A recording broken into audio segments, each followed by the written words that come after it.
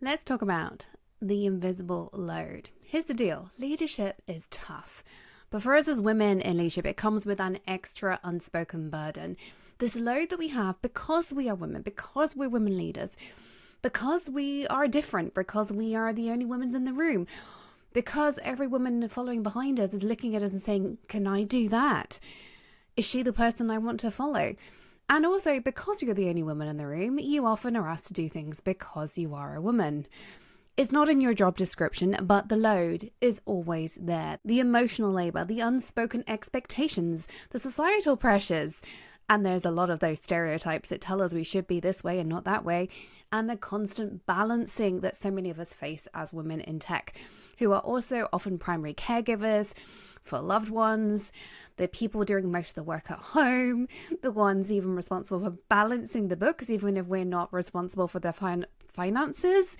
We take on so much personally and professionally, and it adds up. So I want to talk today about how this invisible load comes about, what it can look like, where there are some things where you need to maybe dial back, what it looks like to carry too much, and what you can do as a result.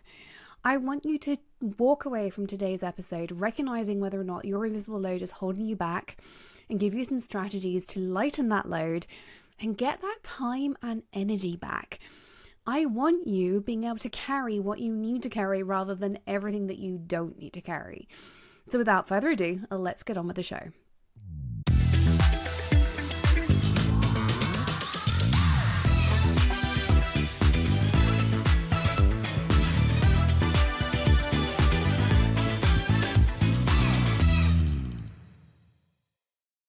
Let me just put this right here, right bold, front and center for you. Leadership is demanding. It is a hard job. There's a reason it comes with a decent pay packet. It is hard. Even if, like me, you're a natural people leader, you feel good leading rather than hands-on people. That was definitely me. I was never going to be a superstar programmer, but I felt in my zone of genius leading people. When I was an executive, and even today, leading my small but mighty business, I am in my zone of genius when I'm coaching about leadership or leading my team. I'm not in my zone of genius when I'm doing the finances as a CEO, right? I'll just tell you that right up front and center. And there's a reason why I don't program supercomputers anymore, okay? So leadership is demanding, even if it's your thing, even if it's your jam, even if it's your zone of genius. It comes with hard work. It comes with understanding. It comes with ambiguity. All the things I'm always talking about on the podcast. It is demanding. You're thinking about it 24/7. Now, I'm a big believer, as you well know if you've listened to more episodes than just this one, that we need to work on allowing ourselves to not carry that from hour to hour, moment to moment, have time off when we're not thinking so much. But here's the reality. If you're in a leadership position, you don't just put it down. You take some of it with you. It doesn't just turn off. You're thinking about it in the shower. You're thinking about it while you're mowing the lawn or taking your kids to their soccer practice. It doesn't just go away. And that's part of the job, actually. There's nothing wrong with that as long as it's not overbearing and overwhelming and you are genuinely having downtime. But here's the thing. Most organizations do not acknowledge that are not part of your performance metrics. It's not part of your bonus structure. There is an accumulation of unspoken responsibilities, emotional labor, societal expectations that affects us women disproportionately, and especially when we're in leadership roles. It occurs at every level. If you're in a male-dominated field, in fact, without being an expert, I would even go so far as to suggest that it applies in non-male dominated fields, that there's a societal expectation of us as women, how we should show up, how we should nurture and take care of others in a way that is not put on men. Men have, I'm sure, their own societal expectations, but hey, I'm an expert at women in tech leadership, so that's what I'm here to talk about. But there is this burden that comes to us. And that's what I want to unpick today, because when it's a burden, it is stopping you doing the things that are actually making a difference. Let me start off with a story. I've talked about this lady before on the podcast. Let's call her Priya, not her real name. I like to protect the identity of my clients. She's a VP of engineering at a very fast-growing SaaS company. She's brilliant. She's incredibly capable. But she came to me finding herself struggling under the weight of this load. She didn't know it at the time, and that's what she was struggling with. And so I want to talk through with you, like, what is going on? Like, what does that load look like? How does she show up to me? That when I was like, this is the thing we need to unpick for you. Here's the thing. She turned up to me with a calendar. I see this so many times. Back-to-back meeting schedule. Struggling to make time for coaching, actually. I think one of the hard steps to accepting you need coaching is to prioritize building it into your workday. It is a work activity. It should be absolutely acceptable to have it during your workday. And she was one of these clients who said yes to coaching and then was like, when do I do coaching? And so we had to dig into her calendar. And the first thing I saw was performance reviews, strategy discussions, back-to-back team meetings. Her days were full of meetings. And her evenings and even weekends were when she did the, as she put it, the real work. And then there was one other thing that wasn't on her calendar yet consumed so much of her energy. It was the load she carried as a woman. A woman in a team where the peers in her team, her colleagues, looked at her for emotional support. When conflicts arose, she mediated. She was brought into the room. When a junior engineer struggled with confidence, even though she's a VP of engineering, Priya became their mentor. And as the only senior woman in the department, she was asked to lead the DEI effort, something that she embraced because she believes in it. But it was another thing because she cared enough that diversity wasn't just a buzzword. And I know there's this whole thing about DEI right now in society. Have we gone too far? But put that aside. A lot of us, especially if you're listening to this podcast, recognize that inclusion in the sense of making sure people have the opportunities they deserve is a valid thing. Otherwise, I don't think you'd be listening to this podcast. I think that's a fairly safe thing for me to say without getting too political.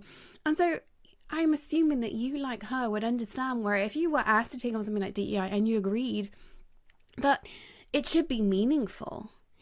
But here's the thing. She was doing all of these things. She was proud of the contributions, but it came at a cost. She was spending time mentoring, mediating, advocating for DEI that took her away from her core responsibilities. She was never bonused on those additional responsibilities. All the mentoring she did for other women in the organization and outside the organization, by the way, never contributed to her bonus plan. Because here's the thing, it wasn't actually, obviously, there's some nuance here, it wasn't delivering on the organization's strategic objectives. So of course it wasn't in her bonus plan. Now, you can have an argument about that, about how mentoring obviously helps the organization because you're doing it, which is why a lot of big companies have mentoring schemes, although I would argue they're not very well implemented a lot of the time because most people don't understand mentoring. They don't understand how to receive it, and they definitely don't understand how to give mentoring, but that's a whole other discussion for another day. But it meant that Priya came to me, overworked, frustrated, realizing that she was not positioned for promotions and visibility. And she didn't know why. She didn't know why she was not being given opportunities to do things. She didn't have time to, but she also wasn't being asked. It was so frustrating to her. It was when we dug into all of this that the real cause became apparent. This was a personal toll on her. And there were some personal things going on as well. She was caring for aging parents, something that she was honored to be able to do, but it was exhausting. Constantly juggling all these priorities meant that she never felt fulfilled. She never felt that she was delivering, and it was playing out at work because she was being looked over. And that also comes with a double-edged sword for us as women in tech because we're more likely to be looked over in the first place. We have to go above and beyond compared to men in the things that matter to the organization. If you're doing the things which are nice to have, but are not shifting the bottom line, you're actually going above and beyond in the wrong things.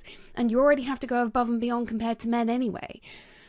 It feels like we're damned if we do, damned if we don't, right? Well, I want you to talk with yourself today after listening to this episode. I want you to have an internal dialogue with yourself where you sit down and ask yourself, what are you taking on and is it delivering? It doesn't mean that you aren't going to do some of this stuff. I think some of this fills us up and it's really important. It's how I became a coach. It was all the mentoring I was doing that was not getting me promotions, I tell you. But for me, I realized this is what I love doing. I love coaching. And I went from mentoring into coaching. And then in addition, realized that actually what I really love doing was helping people be better leaders. And that was my jam. And I was never going to become an executive in a company doing that. And so I started my own business. So sometimes, follow your dream, follow your heart. But a lot of the time, I think we do this because we feel it's an obligation and we enjoy it a little bit, but we wouldn't create a career like that. And if it's stopping you doing the work that really matters, if you're using your evenings and your weekends to catch up, believe me, you're not doing your best work in that time. You're doing all the things, but you're still going to fall short. And I want you to hear that. You're doing it all, but you're still going to fall short. And this is the invisible load that we need to talk about. I'm sure if you're listening to this and you're still listening, something is resonating with you, right? The question is, why are we carrying so much? Well, it's rooted in systemic and cultural factors that disproportionately affect us as women, right? First of all, societal expectations. We are viewed as women as nurturing, collaborative, accommodating, which can both be a good thing, but also incredibly frustrating at times. They can be seen as strengths, but they can also lead to this very, very unequal distribution of emotional labor. And if you're like me at all, I took this on. I saw a gap, and it wasn't like somebody asked me, but I took on the emotional labor in the room because it actually made my life easier, is what I was telling myself. If I can sort out this acrimony, if I can make people work together better, I mean, this is why I was a people leader first and foremost, because it's what I love to do. But that meant that people sought me out as a mentor. I was always being leaned on by colleagues. The number of times I'd be the colleague that my peers would come to choose something over. They would choose me over other colleagues, which just meant I would just have meeting after meeting solving other people's problems. Now, there's a place for being the problem solver. Absolutely, it can hugely get you ahead. But I was getting everybody else ahead, not me. When we have this expectation that we're the yes person who's always ready to help out, we're never going to do the work that really matters to the organization that is in our court. The second piece of this is bias. We are going to be held to a higher standard than our male counterparts. In Priya's case, she often felt the pressure to be both assertive and likable. We talk about that a lot on this show. Strategic yet approachable. And that balancing act is a mental strain. It actually, when you are doing anything like that, it's a mental strain on you. Mental strain means that cognition is being used in that area. And here's the thing. If you're using cognition in an area, that means you have less cognition left over. It's a resource. If you're using it to fit in, if you're using it to be likable, if you're using it to be approachable, rather than using it to solve the problem, using it to have innate executive presence. Now, executive presence does take cognition, but you learn it and becomes innate and normal, right? But this pressure on us as women to be better, to be more approachable, more likable, when we aren't surrounded by people giving us that same back, that is a mental strain that means you have less cognition left over for the things that matter to the organization. And then the third piece of this is what I call the role model effect. This is a huge weight if you're a trailblazer, the first, the only, or one of just a few. When you are the only woman in the room, or one of just a few, or even if you're in a company where there are a decent number of women in leadership, there are women coming up behind you looking to you. This is both an honor, but also my experience for myself and for hundreds of women I've coached.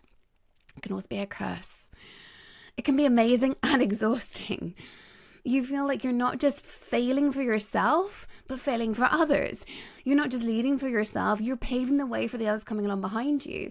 Now, part of what I do is equip the women I work with to get up there, make a difference, and then pull other women up behind them. So even I put that burden on, but I hope I do it by taking a burden off along the way. This responsibility is incredible. It's inspiring, but it is a pressure to succeed and represent. That weight, again, is a mental strain if you're not careful. It can feel like I can't take that step because what if I don't? I'm not just letting me down, I'm letting all the other women down. And we've seen that. We see that play out in society all the time. The first woman to do something, if she falls flat on her face, no woman tries again for a long time. And we're all very, very acutely aware of that. And so it is exhausting. The fourth area that builds into this unspoken burden is the caregiving penalty. We are likely to be the primary caregivers at home, whether it's children, parents, partners, even just the housework. I'm in a very privileged position. My husband does probably more than 50% of the housework, but it's not normal. Also, I don't have kids, so we're not at the moment in this point of our lives having to juggle who does the childcare, but I know that's not the case for so many of you. I was heavily involved in caring for my dad until he died, and I wasn't right there like my mum was every day, but I was there emotionally and I was there physically a lot. It adds yet another layer to this invisible load that we are more likely to experience than men. It doesn't mean men don't experience it. I'm not saying that. But we do, on average, across society, take on more than men. And then the final piece of this puzzle, the DEI paradox. Now, as I said, diversity, equity, inclusion, we're in a space, sadly, in society where this has become something we're not supposed to talk about anymore. And while I would agree with some folks out there that maybe we did go too far, I think that's a hard one to sell to me. I think it became very hard to get things wrong without asking for forgiveness. I think we should always forgive. I think that's the one way I would say it. Why can't we make mistakes and forgive?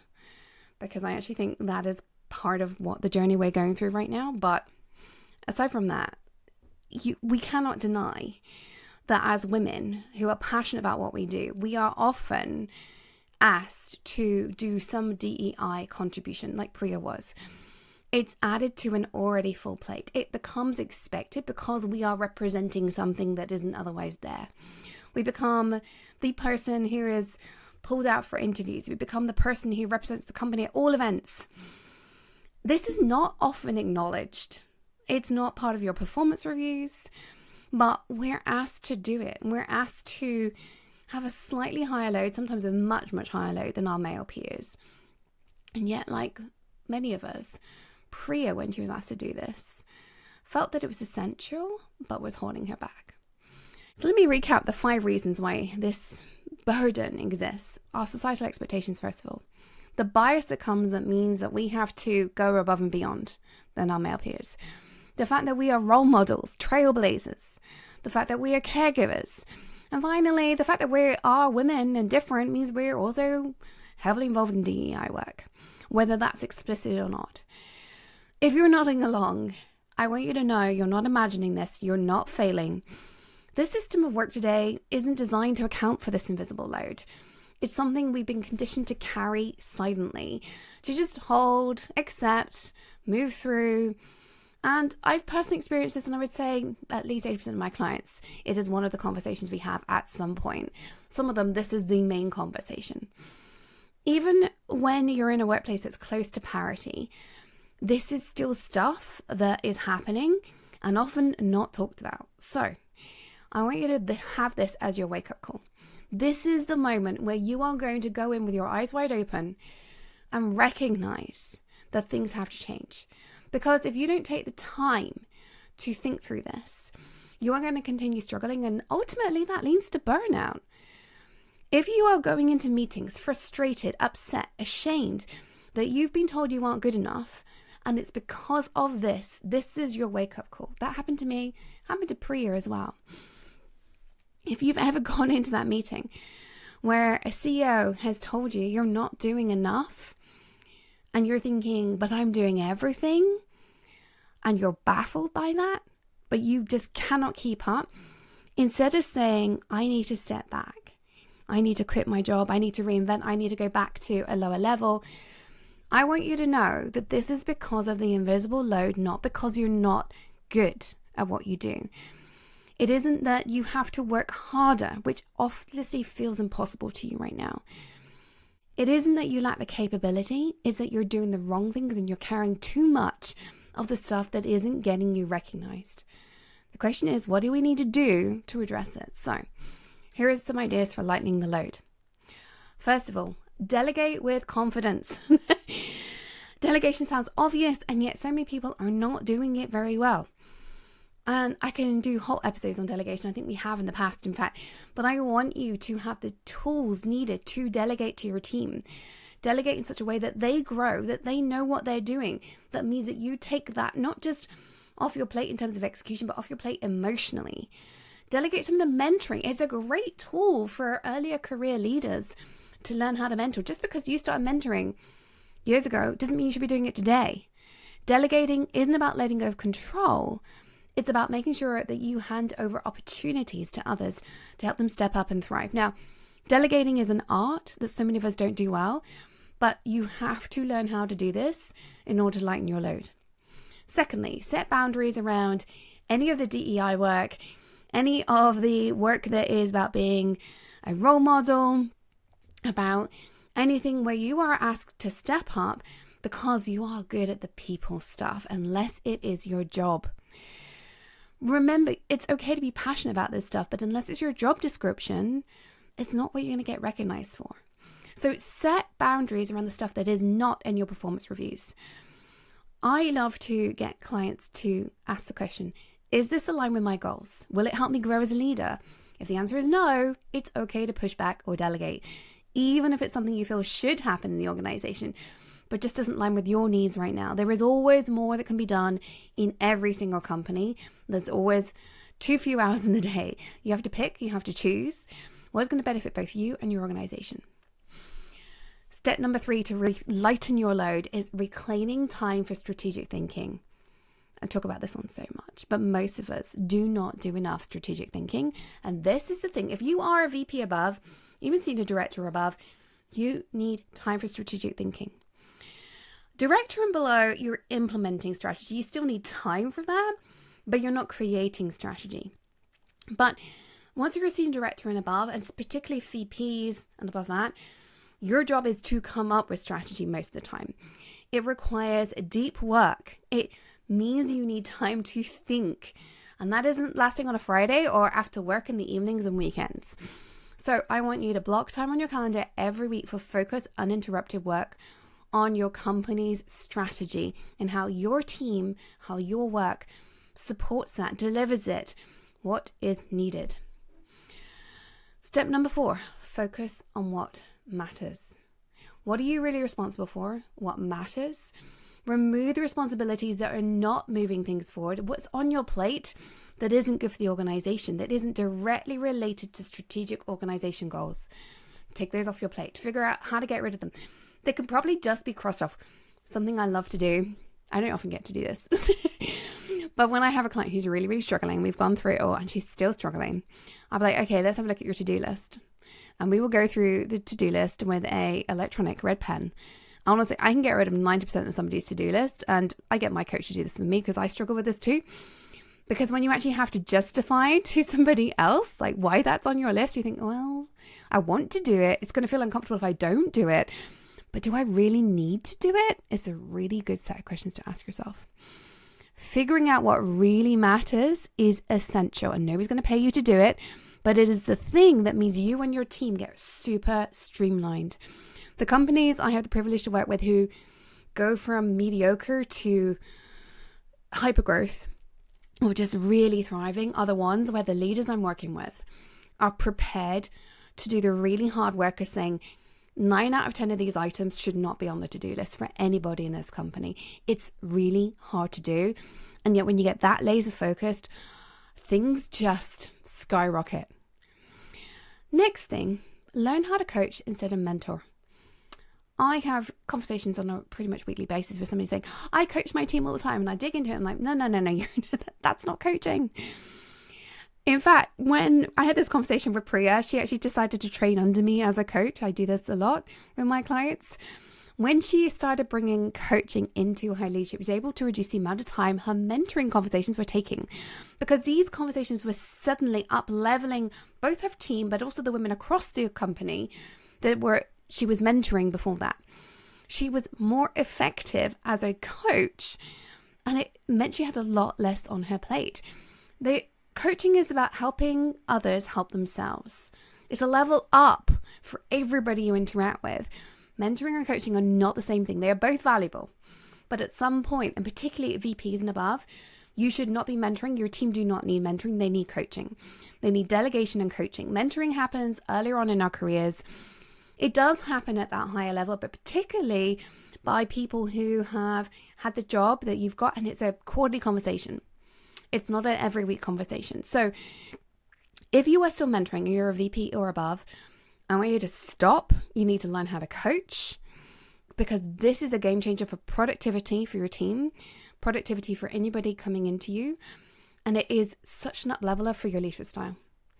The sixth and final piece of leveling this load, lightening it, letting it go, is to build your support network. Priya came to me. I was her coach. She had peers. She had mentors for advice and support. I actually encouraged her to build her mentoring network. And I know I just said about stop mentoring. We all still need mentors, but they should be people outside your organization where you go and say, hey, this happened this last quarter. How would you have handled it differently? As somebody who's done the job you've got, but isn't a coach. A coach should be with you all the time. I'm a big believer in my clients checking with me at least a couple of times a week on Slack, right? We're not necessarily having a call every week, but we are checking in all the time. I'm up to date with what's going on, what the pain points are all of the time. A mentor doesn't have time for that. They've got their full-time job. They have insights I don't have. They've got the job that you've got, right? But you can only meet them once a quarter maximum. So I want you to create yourself a community of support. Peers, mentors, coaches, a circle of other women. I love doing this with my executives. We bring together executive masterminds. They only meet once a month because they're all busy women. But they learn so much in our executive mastermind circle. We only have an hour. But the amount of shared experience and strategies they come up with for each other that I don't have, it's an honor for me as a coach to facilitate this because I learn so much. I want you to remember, you do not have to solve this alone. Find your people, whether it's mentors, peers, coach, some of all of that. Help yourself by getting other people to take some of the weight, share that burden. And there is nothing wrong with peer mentoring where you mentor backwards and forwards. That's what a lot of my executive mastermind members do. A lot of them will meet outside of our conversations to peer mentor each other and then come to me with really good questions for coaching because of that. I mean, we go so much further and faster because of the questions they're having with each other, the conversations, the things they're solving with each other. And then they come to me and say, and then I found out this. And that's where the coaching comes in. I want you to recognize that if you don't tackle this, it's going to have an impact on you. You're going to feel out of control of your time and energy.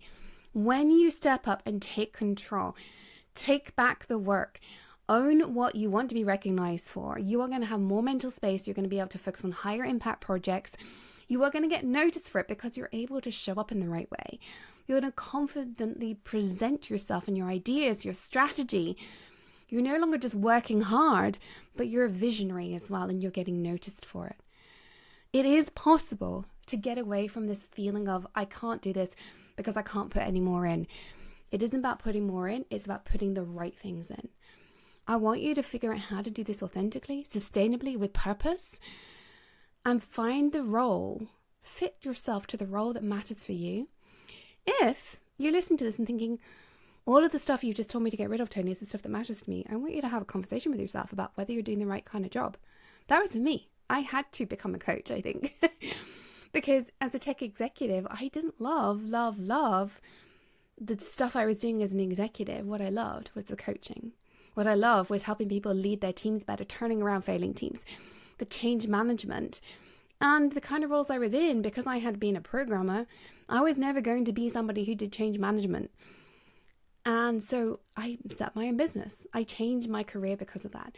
So if that's you, I want you to hear you have permission to do that.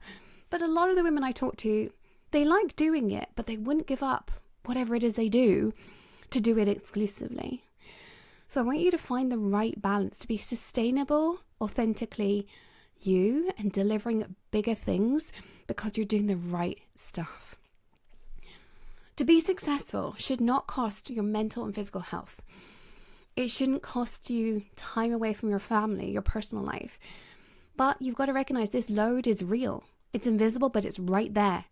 It's not something you have to carry alone or in silence. We are here listening to you. There's a world of women around you, this community of women listening to this podcast. And by the way, that community is over in Slack. Check the show notes to get the link to join our Slack community. But we are here. We're carrying it with you. And the more we can have this conversation, the more we can open up about this, the more we can learn how to set the expectation for the next generation of women that they should never, never say yes to this load. So I want you to share your burden, normalize that we carry this load, and then normalize letting go of it. I would love for you to pop over to LinkedIn, pop over to the Slack community and share with me. Have you noticed this invisible load in your leadership journey? Have you let go of it already? In which case, I would love to hear that story, by the way. Really, really would. What's helped you lighten the weight? Or if you're struggling and this has hit a nerve, come and chat with me about that. Leadership should not cost our well-being. So let's talk about how we can share the burden, lead with impact, and set a precedent for the next generation. Let me know how you get on, and let's change the world together.